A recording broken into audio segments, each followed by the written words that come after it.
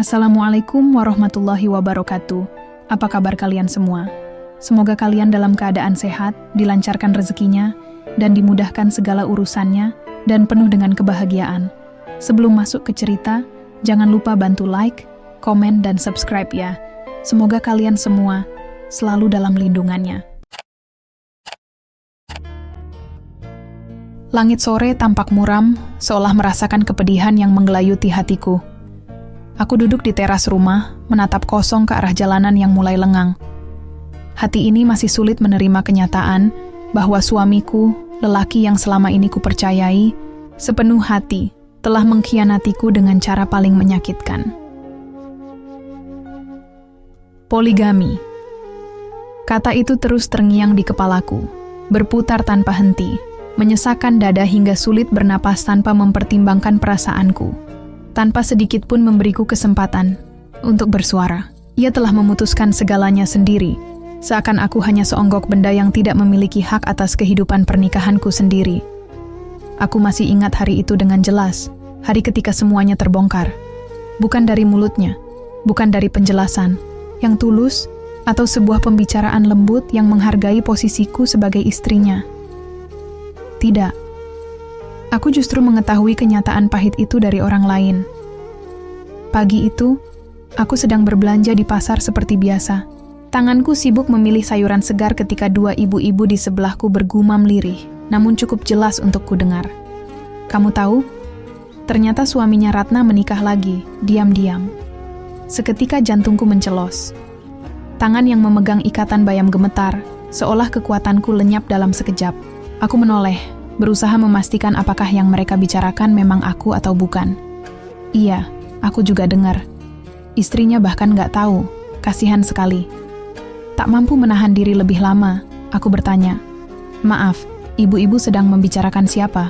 Mereka saling pandang, terlihat sedikit canggung, lalu salah satu dari mereka menjawab, Maaf Bu Ratna, kami tidak bermaksud, aku tidak butuh basa-basi. Aku ingin kepastian." Jelaskan, suamiku menikah lagi? Tatapan mereka yang penuh belas kasihan sudah cukup menjadi jawaban. Tanpa menunggu lebih lama, aku langsung pulang. Hati dan pikiranku kacau. Sepanjang perjalanan, aku mencoba menyangkal apa yang baru saja kudengar. Tidak mungkin, pasti ada kesalahpahaman. Namun, ketika aku sampai di rumah, suamiku, Reza, sudah menunggu di ruang tamu dengan wajah tegang, seolah tahu bahwa aku baru saja mengetahui kebusukannya. "Kamu pulang cepat," katanya dengan nada yang terdengar gugup. Aku tidak menjawab. Aku berdiri di hadapannya, menatapnya tajam. "Jawab dengan jujur, Reza. Kamu menikah lagi?" Reza menarik napas panjang, lalu menunduk, seakan menimbang kata-kata. "Ratna, dengarkan aku dulu. Aku bisa menjelaskan semuanya." Jantungku berdetak semakin kencang. Jadi benar, dia tidak menjawab. Hanya diam, dan itu sudah cukup menjadi bukti bahwa gosip itu bukan sekadar omong kosong. Aku tertawa sinis, meski air mata sudah mulai menggenang di pelupuk mata. Sejak kapan kamu mengkhianati aku?" "Ini bukan pengkhianatan," katanya. Kali ini lebih tegas. "Poligami tidak dilarang dalam agama. Aku hanya menjalankan apa yang diperbolehkan." Dadaku terasa sesak. Aku tidak percaya kata-kata itu keluar dari mulutnya dengan begitu mudah, seakan itu alasan yang sah untuk menyakitiku. "Tidak dilarang?" Aku mengulang kata-katanya dengan getir. "Tapi kamu melakukannya di belakangku, Reza. Tanpa izin. Tanpa bicara terlebih dulu, tanpa memikirkan bagaimana perasaanku. Apa itu adil?" Dia menghela napas. "Aku takut kamu tidak mengizinkan." Aku tertawa sinis. "Jadi solusinya adalah menikah diam-diam? Kamu pikir aku akan baik-baik saja setelah mengetahuinya seperti ini?" Reza diam. Wajahnya penuh rasa bersalah, namun entah kenapa ia tetap mempertahankan sikapnya. Seolah ia yakin bahwa keputusannya benar, bahwa aku seharusnya bisa menerimanya begitu saja. Aku mengusap air mataku dengan kasar. Hatiku remuk, tetapi aku tidak ingin terlihat lemah di depannya. Siapa dia? Tanyaku dengan suara bergetar. Reza terdiam sesaat, lalu menjawab lirih. Nadira, aku mengerjap. Nama itu terdengar asing. Aku pikir aku akan mendengar nama seseorang yang kukenal, seseorang yang mungkin pernah hadir di sekitar kami. Tapi ternyata tidak. Sejak kapan? Tanyaku lagi, mencoba menahan emosi. 5 bulan lalu. Jantungku kembali mencelos. 5 bulan? Selama itu ia menyembunyikan segalanya dariku? Selama itu ia berpura-pura seolah semuanya baik-baik saja? Aku menelan ludah, mencoba meredam sakit yang menyerang dadaku. Jadi selama ini kamu tidur dengan perempuan lain, pulang ke rumah dengan wajah tenang, makan masakanku, dan tetap berperan sebagai suami yang baik? Ratna, aku masih suamimu. Aku mendongak, menatapnya dengan tatapan penuh luka. Suami? Aku tertawa getir. Suami macam apa yang tega menyakiti istrinya seperti ini? Aku bangkit dari sofa. Dadaku terasa sesak, aku tidak bisa bernapas dengan baik. Air mataku semakin deras, tapi aku tidak peduli. Kamu sudah mengkhianati kepercayaan dan cinta yang kuberikan, Reza. Aku tidak tahu apakah aku bisa melihatmu sebagai suamiku lagi. Aku berjalan menuju kamar, mengunci diri di dalamnya. Isak tangisku pecah, menggema di ruangan yang gelap. Hati ini terlalu sakit, terlalu lelah untuk terus berjuang sendirian. Aku mencintai Reza, tapi apakah cinta masih cukup untuk bertahan setelah dikhianati seperti ini? Aku tidak tahu. Yang aku tahu, malam itu, untuk pertama kalinya, aku merasa sendirian dalam pernikahanku sendiri. Malam itu aku menangis sampai kelelahan, sampai tubuhku terasa lemas dan pikiranku kosong. Aku mencoba tidur, tapi setiap kali memejamkan mata, bayangan Reza bersama perempuan lain selalu muncul, membuat dadaku kembali sesak. 5 bulan. Waktu yang tidak sebentar untuk sebuah kebohongan. Keesokan, paginya, aku terbangun dengan kepala berat dan mata yang masih sembab. Aku melangkah keluar kamar dengan langkah gontai. Aku tidak tahu bagaimana harus bersikap. Apakah aku harus berbicara dengan Reza? Apakah aku harus menuntut penjelasan lebih lanjut? Atau aku pergi saja dari rumah ini? Di ruang makan, Reza sudah duduk menatapku dengan raut wajah penuh kekhawatiran. "Kamu baik-baik saja?" Tanyanya pelan. Aku tidak menjawab. Aku hanya berjalan melewatinya, mengambil segelas air, lalu duduk di kursi seberang meja. Suasana di antara kami begitu hening. Aku tahu ia ingin berbicara, tetapi aku tidak ingin mendengar alasan-alasannya yang menyakitkan. Namun, Reza akhirnya memecah keheningan. "Aku ingin menjelaskan semuanya, Ratna," katanya. Aku menatapnya, menunggu apa yang ingin ia katakan. "Aku tidak pernah berniat menyakitimu," lanjutnya. "Aku mencintaimu, kamu tahu itu." Aku tertawa kecil, penuh kepahitan. "Cinta?" Aku menatapnya dengan mata berkilat. "Cinta macam apa yang tega mengkhianati?" "Ini bukan pengkhianatan," katanya lagi. "Aku hanya menjalankan apa yang diperbolehkan dalam agama. Poligami tidak dilarang, Ratna." Kata-kata itu kembali menusuk hatiku. Aku menatapnya tajam. "Poligami memang tidak dilarang, tapi apakah itu berarti kamu bisa seenaknya melakukannya tanpa memikirkan perasaan istrimu?" Reza terdiam. "Kalau memang kamu yakin dengan pilihanmu, kenapa kamu tidak berani bicara padaku dari awal?" Lanjutku dengan suara bergetar. "Kenapa harus menikah diam-diam? Kenapa harus menyembunyikannya selama 5 bulan?"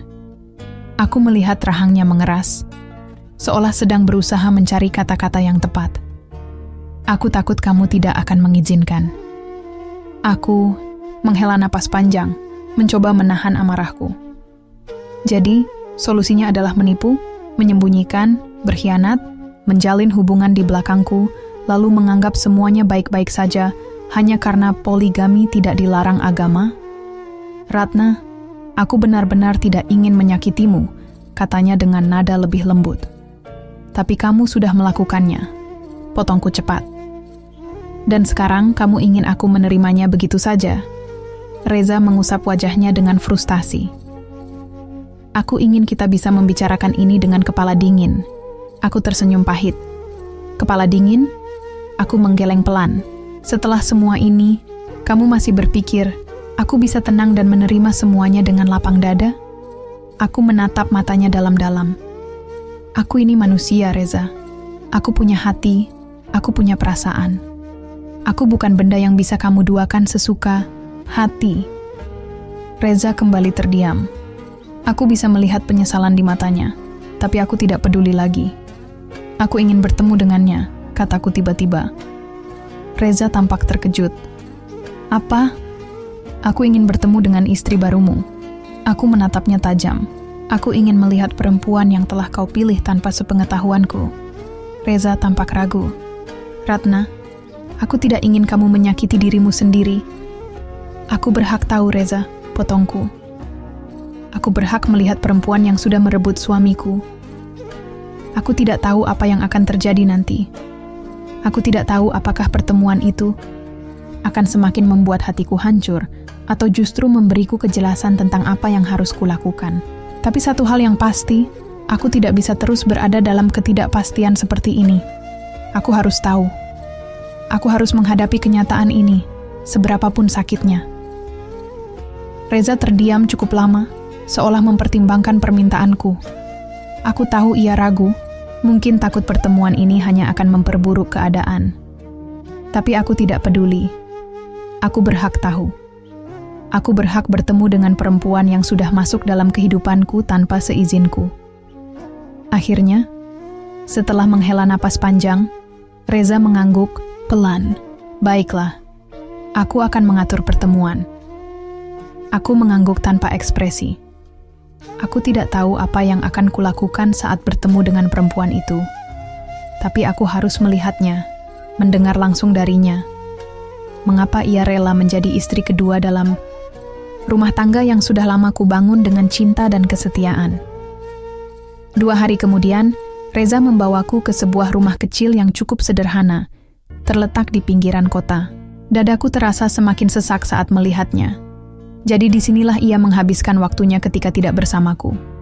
Disinilah ia membangun kehidupan baru tanpa sepengetahuanku. Reza melirikku sekilas sebelum mengetuk pintu. Aku tidak membalas tatapannya. Aku hanya fokus pada suara ketukan di pintu kayu itu, menunggu sosok yang akan membukanya. Tak lama, pintu berderit terbuka dan di hadapanku berdiri seorang perempuan. Nadira, ia lebih muda dariku. Wajahnya lembut, dengan sorot mata yang terlihat terkejut melihatku berdiri di depan rumahnya. Ia mengenakan gamis sederhana dan raut wajahnya tampak sedikit cemas. Kak Ratna, Nadira membuka mulutnya, tapi tidak ada kata-kata yang keluar setelah itu. Jadi ia tahu tentangku. Ia tahu aku istri pertama. Aku melangkah masuk tanpa menunggu dipersilakan. Rumah itu terasa terlalu asing, meski sebagian benda di dalamnya, sofa, meja makan kecil, bahkan hiasan dinding, mengingatkanku pada selera Reza. Jadi, ia benar-benar membangun rumah tangga baru di sini, di balik kebohongan yang ia tutupi selama ini. Aku menatap Nadira yang berdiri di hadapanku dengan gelisah. Sejak kapan kau menikah dengan suamiku? Tanyaku dingin. Nadira menunduk, meremas jemarinya sendiri. 5 bulan lalu, jawabnya pelan. Jadi memang benar. Aku tersenyum pahit. Kau tahu bahwa ia sudah menikah? Nadira mengangguk. Aku tahu. Aku terkekeh, lalu menatapnya tajam. Kalau begitu, kenapa kau tetap menerima pernikahan ini? Kenapa kau rela menjadi istri kedua? Kenapa kau merusak rumah tangga orang lain? Aku bisa melihat Nadira sedikit tersentak. Ia menggigit bibirnya, lalu menjawab lirih. Aku tidak berniat merebut Kak Reza dari Kak Ratna. Aku hanya... Ia menarik napas dalam. Aku mencintainya. Jawaban itu membuat emosiku meledak. Kau mencintainya? Suaraku meninggi. Cinta apa yang kau maksud? Cinta yang dibangun di atas kebohongan? Cinta yang membuat seorang istri pertama terluka? Matanya mulai berkaca-kaca, tapi aku tidak peduli. Aku tidak di sini untuk bersimpati. Kau tahu apa? Yang lebih menyakitkan? Lanjutku dengan suara bergetar. Bukan hanya karena Reza menikah lagi, tapi karena kalian berdua melakukannya tanpa sepengetahuanku. Kau tahu aku ada, kau tahu aku istrinya, tapi kau tetap menerimanya. Apa itu adil bagiku? Nadira menunduk. Maafkan aku, Kak. Maaf. Aku tertawa sinis. Maaf tidak akan menghapus semua luka yang kalian ciptakan. Aku menatap Reza yang sejak tadi hanya diam. Dan kau, aku menunjuknya dengan mata penuh amarah. Masihkah kau merasa ini bukan pengkhianatan? Reza mengusap wajahnya dengan kasar.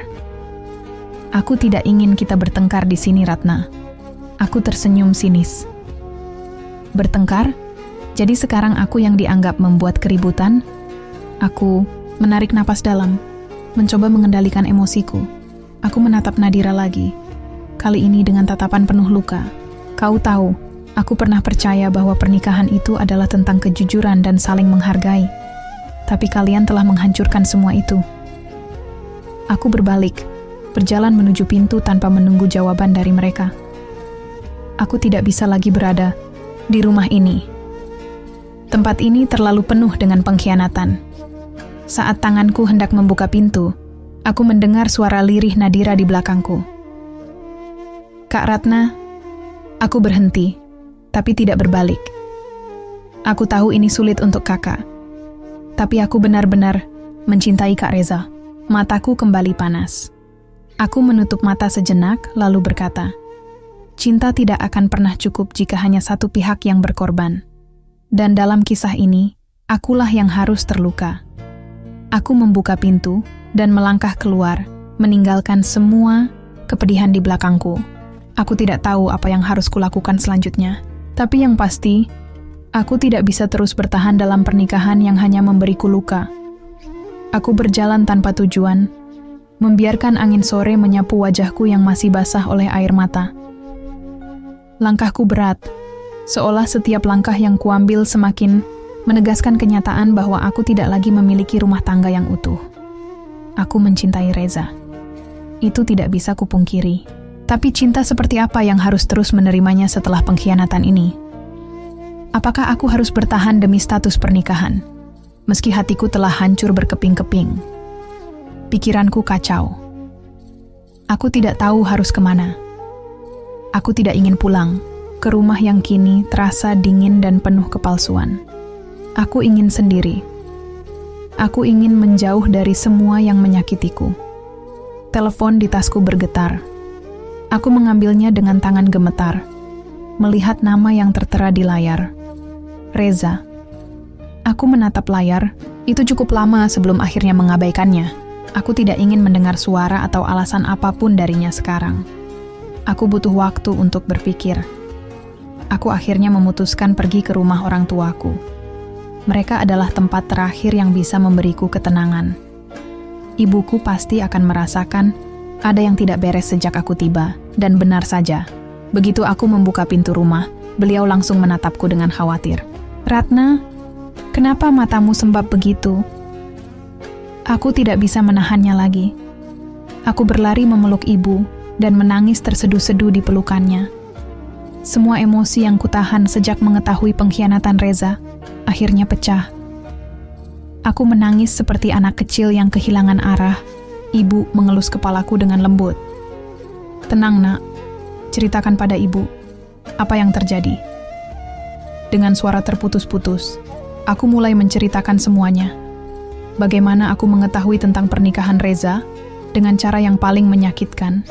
Bagaimana ia mengkhianatiku, dan bagaimana ia dengan entengnya berkata bahwa poligami tidak dilarang oleh agama. Ibu mendengarkan dengan sabar, tanpa memotong sedikit pun. Setelah aku selesai bercerita, beliau menarik napas panjang dan menggenggam tanganku erat. Ratna, ibu tidak akan memberitahumu apa yang harus kamu lakukan. Tapi ibu ingin kamu bertanya pada dirimu sendiri.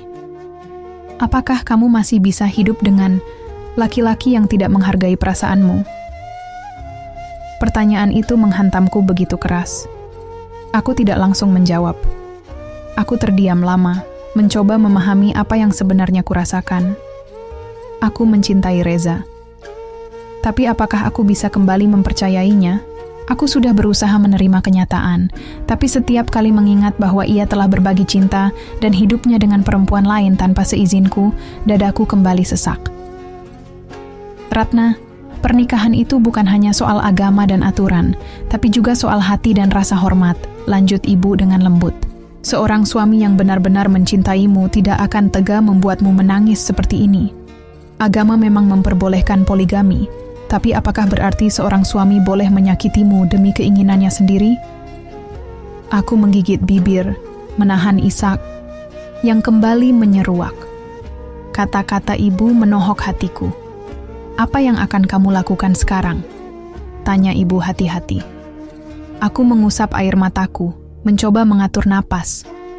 Aku tahu, cepat atau lambat, aku harus membuat keputusan. Aku tidak bisa terus berlarut-larut dalam kesedihan ini. Aku harus memilih, bertahan dalam pernikahan yang telah dihancurkan oleh pengkhianatan, atau pergi dan membangun kembali hidupku tanpa Reza. Aku tidak tahu apakah aku cukup kuat untuk melepaskannya. Tapi satu hal yang pasti, aku tidak bisa terus hidup dalam bayang-bayang luka. Aku harus mengambil keputusan. Segera. Malam itu, aku terjaga di kamar lamaku di rumah orang tua. Pikiranku masih kacau, tapi kata-kata ibu terus terngiang dalam benakku. Seorang suami yang benar-benar mencintaimu tidak akan tega membuatmu menangis seperti ini. Aku menatap langit-langit kamar, mencoba mencari jawaban dalam keheningan. Di satu sisi, aku masih mencintai Reza. Aku masih menginginkan rumah tangga kami tetap utuh, seperti dulu. Tapi di sisi lain, pengkhianatannya telah mengubah segalanya. Aku bukan lagi istri yang sama, dan ia bukan lagi suami yang sama. Aku mengambil ponselku dan membuka chat terakhir dengan Reza. Ada beberapa pesan darinya yang belum kubaca. Reza, Ratna, aku tahu kamu marah. Aku tahu aku salah. Tolong beri aku kesempatan untuk bicara. Reza, aku mohon, jangan pergi begitu saja. Kita bisa menyelesaikan ini bersama. Reza, aku mencintaimu, Ratna. Aku menghela napas panjang. Kata-katanya tidak lagi memberi pengaruh sebesar dulu. Cinta? Aku tidak meragukan perasaannya. Tapi cinta tanpa penghormatan hanyalah ego yang dibalut dengan kata manis. Tiba-tiba, telepon berdering. Lagi-lagi Reza. Aku ragu sejenak sebelum akhirnya mengangkatnya. Halo, ucapku dingin. Ratna, akhirnya kamu mengangkat teleponku. Suaranya terdengar lega sekaligus cemas. Kamu ada di mana? Aku mencarimu seharian. Aku di rumah orang tuaku, jawabku singkat. Reza terdiam sejenak. Aku bisa datang menemui kamu? Aku menutup mata, berpikir sejenak. Besok, aku butuh waktu. Baik, katanya pelan. Aku akan datang. Aku mengakhiri panggilan tanpa banyak bicara. Hatiku masih dipenuhi berbagai emosi yang bercampur aduk. Keesokan harinya, Reza datang ke rumah orang tuaku. Aku menyuruhnya menemuiku di teras, tidak ingin berbicara dengannya di dalam rumah. Reza tampak lebih kurus dan wajahnya penuh kecemasan. Ratna, panggilnya lirih begitu melihatku. Aku menatapnya tanpa ekspresi. Katakan apa yang ingin kamu katakan.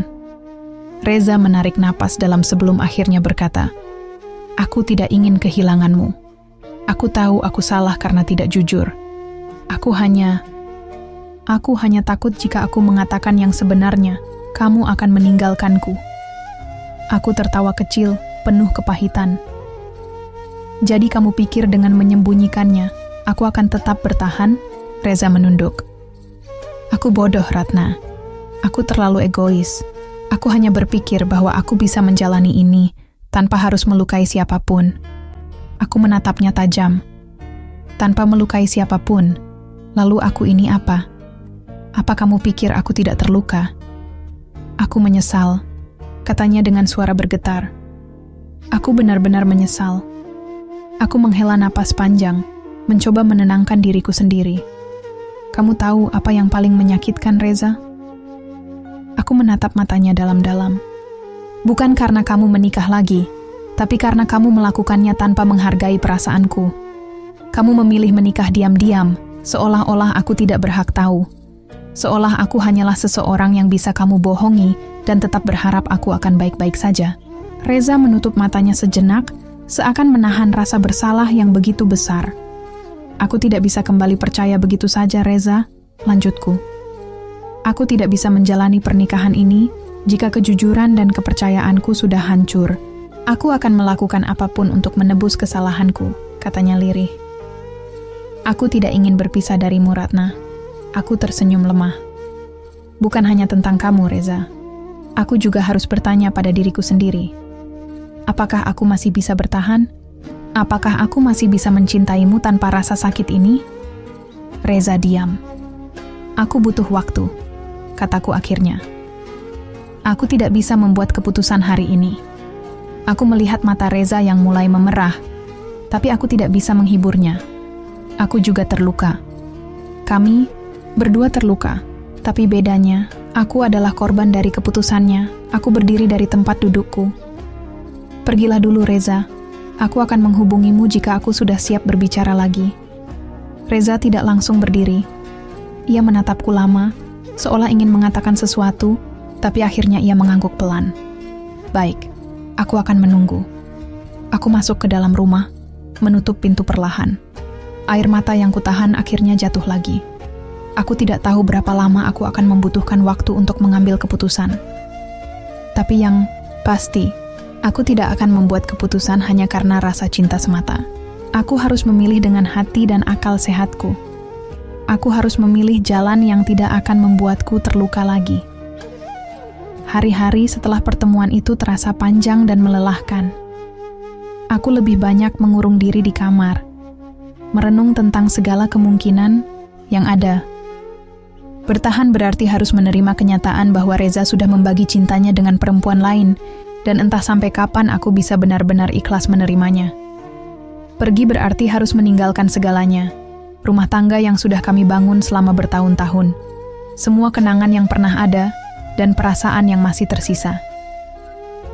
Aku tidak ingin mengambil keputusan hanya karena emosi, tapi semakin aku berpikir, semakin aku sadar bahwa kebahagiaan dan harga diriku juga penting. Di saat pikiranku masih kalut, ibu masuk ke kamarku, membawa secangkir teh hangat. "Sudah makan, Nak?" tanyanya lembut. Aku menggeleng pelan. "Belum, ada selai Rabu." Ibu duduk di tepi tempat tidur, menatapku dengan penuh kasih sayang. Ibu tidak akan memaksamu untuk mengambil keputusan dengan cepat. Tapi ibu ingin kamu tahu bahwa kamu berhak memilih jalan yang terbaik untuk dirimu sendiri. Aku menggigit bibir, mencoba menahan air mata yang hampir jatuh. "Bu, kenapa laki-laki seperti Reza bisa begitu egois? Dia bilang mencintaiku, tapi di saat yang sama dia juga mencintai orang lain. Apakah cinta memang seperti itu?" Ibu tersenyum tipis, lalu mengusap tanganku lembut. "Cinta itu bukan hanya tentang perasaan, Ratna. Cinta juga tentang tanggung jawab dan komitmen. Jika cinta dijadikan alasan untuk menyakiti, maka itu bukan cinta yang sesungguhnya." Aku terdiam, mencerna kata-kata ibu. "Kamu tidak bisa memaksa dirimu untuk tetap bertahan jika hatimu sudah tidak bisa menerimanya, Nak. Pernikahan itu bukan hanya soal mengalah dan mengorbankan perasaan sendiri. Kamu juga berhak bahagia." Kata-kata ibu terasa menembus relung hatiku yang paling dalam. Aku menunduk, jemariku meremas ujung selimut dengan erat. "Aku takut, Bu." Suaraku lirih. "Jika aku pergi, aku takut akan menyesal. Tapi jika aku bertahan, aku takut akan terus terluka." Ibu menghela napas panjang. "Apapun pilihanmu, pasti akan ada konsekuensinya. Tapi satu hal yang pasti, jangan biarkan ketakutan mengendalikan hidupmu. Jangan bertahan hanya karena takut kehilangan sesuatu yang mungkin sudah tidak bisa kamu genggam lagi." Aku tidak bisa menahan air mataku lagi. Aku menunduk, menangis dalam diam. Ibu memelukku erat, membiarkanku menangis di bahunya.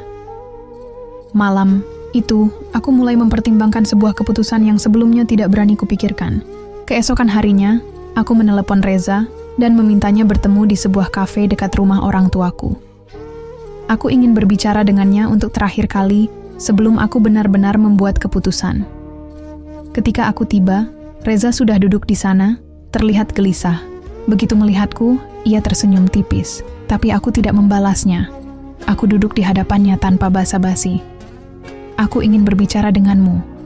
Reza menelan ludah, lalu mengangguk. Aku siap mendengar.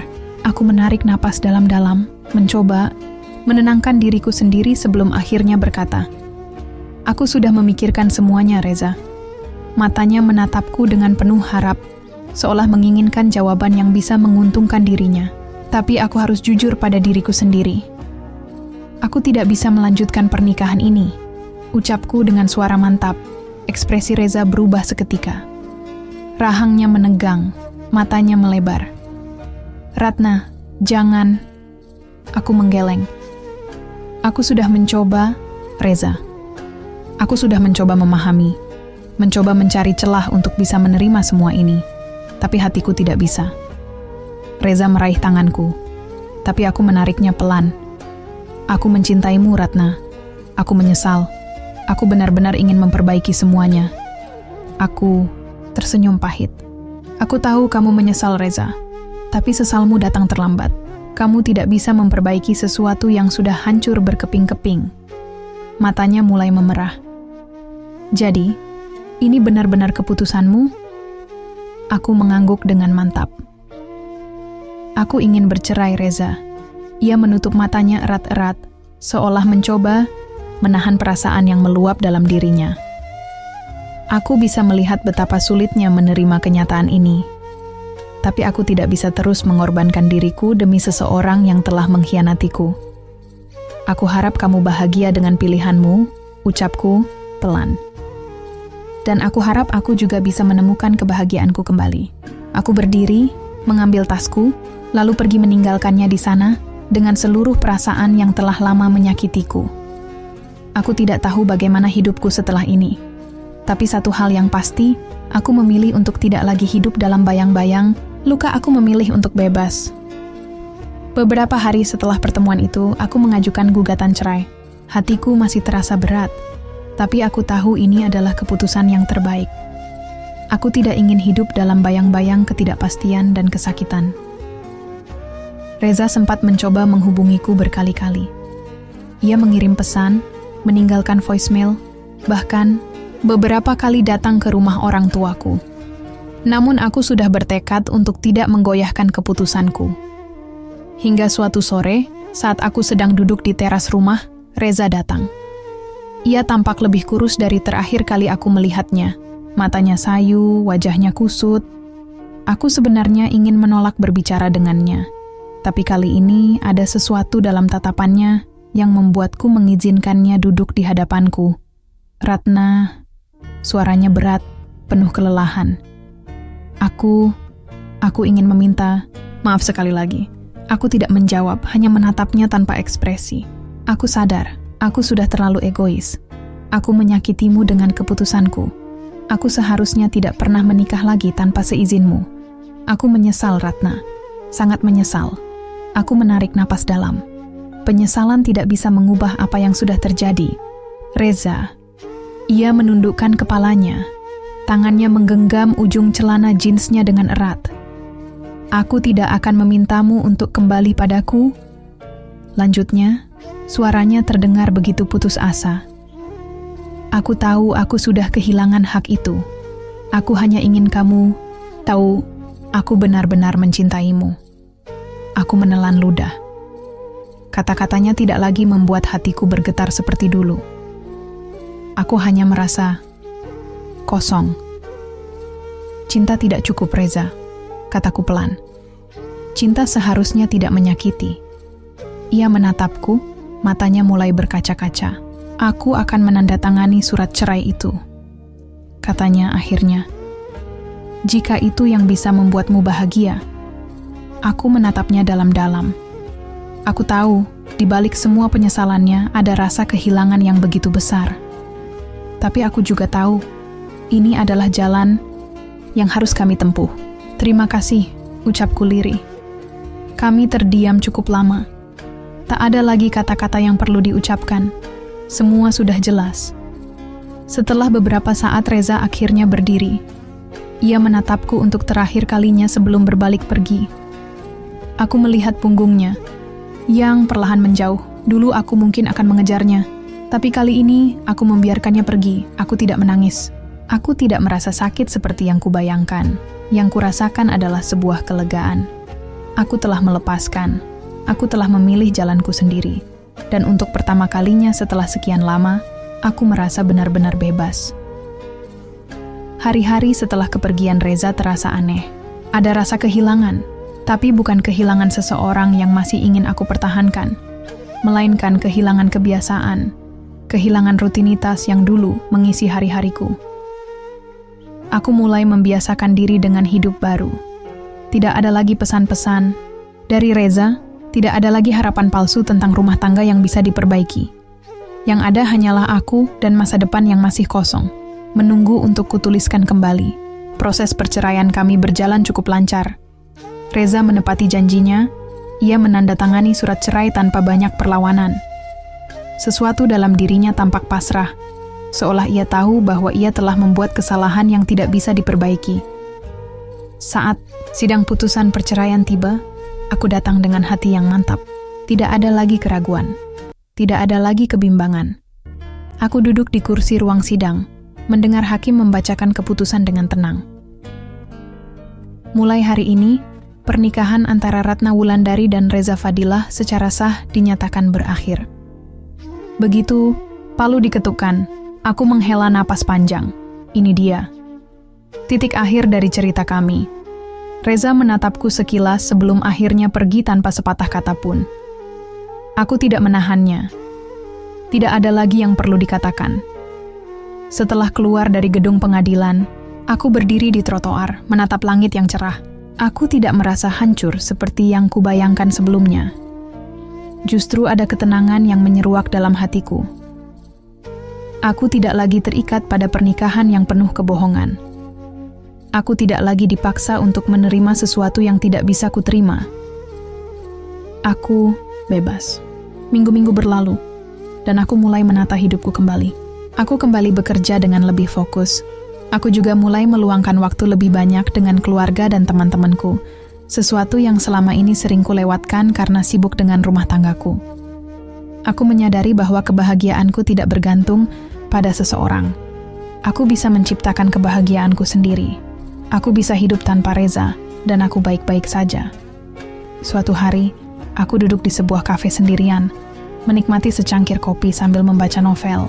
Aku tersenyum sendiri, menyadari bahwa dulu aku tidak pernah melakukan hal seperti ini. Dulu, aku terlalu sibuk memikirkan Reza. Terlalu sibuk memastikan bahwa rumah tangga kami tetap utuh. Bahkan ketika aku sendiri sudah tidak bahagia. Sekarang, aku punya kebebasan untuk mencintai diriku sendiri. Aku tidak tahu bagaimana masa depanku nanti. Aku tidak tahu apakah aku akan bertemu seseorang yang lebih baik, atau apakah aku akan tetap sendiri. Tapi satu hal yang aku tahu pasti, aku tidak akan pernah lagi mengorbankan kebahagiaanku demi mempertahankan sesuatu yang seharusnya sudah kulepaskan sejak lama. Aku menyesap kopiku pelan, menikmati hangatnya yang menyentuh bibirku. Aku tersenyum. Akhirnya, aku benar-benar bahagia. Waktu terus berjalan, dan kehidupanku perlahan kembali normal. Aku mulai menikmati rutinitas baruku, menemukan kedamaian dalam kesendirian yang dulu kutakuti. Di kantor aku lebih fokus pada pekerjaanku. Aku mengambil beberapa proyek baru yang menantang, sesuatu yang dulu sulit kulakukan karena terlalu sibuk dengan urusan rumah tangga. Atasanku bahkan mulai memperhatikanku lebih sering, memberiku kesempatan untuk naik jabatan. Di luar pekerjaan, aku kembali mengeksplorasi hal-hal yang pernah kusukai. Aku mulai mengikuti kelas yoga, sesuatu yang dulu ingin kucoba tapi selalu kutunda. Aku juga sering berkumpul dengan teman-teman, tertawa tanpa ada rasa takut atau gelisah, karena harus pulang lebih awal untuk melayani suami. Aku tidak lagi dihantui pertanyaan, bagaimana jika, atau apakah aku membuat keputusan yang benar. Jawabannya sudah jelas, aku memilih jalan yang terbaik untukku. Namun, seperti bayangan yang tak sepenuhnya menghilang, nama Reza sesekali masih muncul dalam percakapan. Suatu sore, aku sedang duduk di ruang tamu ketika ponselku bergetar. Sebuah pesan dari nomor yang sudah kuhapus, tapi tetap kuingat. Reza. Ratna, apa kabar? Aku menatap pesan itu cukup lama. Setelah semua yang terjadi, aku tidak menyangka dia masih akan menghubungiku. Aku tidak langsung membalas. Aku mempertimbangkan apakah aku harus merespons atau mengabaikannya saja. Namun pada akhirnya, aku memilih untuk tidak menjadikan masa lalu sebagai sesuatu yang perlu dihindari. Aku baik. Hanya 2 kata itu yang kuketik, tanpa basa-basi, tanpa emosi berlebihan. Reza membaca pesanku, tapi tidak langsung membalas. Setelah beberapa menit, akhirnya pesan lain masuk. Reza, aku senang mendengarnya. Aku harap kamu benar-benar bahagia sekarang. Aku tersenyum kecil. Dulu, mungkin aku akan menangis membaca pesan ini. Tapi sekarang, aku hanya merasa lega. Aku bahagia. Aku mengirim balasan itu dengan tulus, karena memang itulah kenyataannya. Aku tidak tahu apakah Reza menyesal, atau hanya ingin memastikan aku baik-baik saja. Tapi aku tidak peduli lagi. Bagiku, masa lalu sudah tertutup. Aku tidak menyimpan dendam, tidak lagi merasa marah atau sakit. Hati, aku sudah memaafkan semuanya. Aku mematikan ponsel, lalu mengambil buku yang sedang kubaca. Hari masih panjang, dan aku masih memiliki banyak hal yang ingin kulakukan. Hidup terus berjalan, dan aku akan menjalaninya dengan penuh keyakinan. Karena, aku tahu kebahagiaan sejati bukanlah sesuatu yang harus dicari dalam orang lain. Kebahagiaan sejati ada dalam diriku sendiri.